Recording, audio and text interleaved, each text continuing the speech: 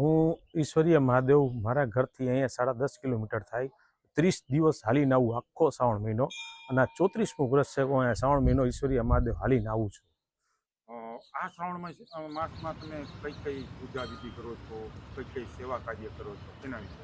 હું અભિષેક કરું છું બધા માટે. જે મારા મિત્રો હોય, જે ફેમિલીમાં ગ્રુપમાં હોય, કે બીમાર હોય, સાજા સવરા હોય, ફેમિલી પ્રોબ્લેમ, કોઈના મેરેજ નહોતા, કોઈને સંતાન હોય, એના તો અભિષેક કરું છું. એના નામ લઈ અને અભિષેક કરું.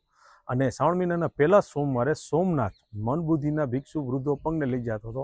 આ વખતે મારું 21મું વર્ષ છે કે હું સોમનાથ અને વૃદ્ધોને લઈ જાઉં છું, અને 230 વૃદ્ધો છે એને લઈ જાઉં છું. પણ એટલી મારી સંખ્યા વધારે છે કે મારી પાસે એટલી કેપેસિટી નથી, એટલે જેટલા થશે હું એટલા લોકોને હું સોમનાથની યાત્રા કરાવીશ. ધંધો કરવો, પ્રેમ ભાવના રાખી તો છે, બધા ઈશ્વર અલ્લાહ એક જ છે.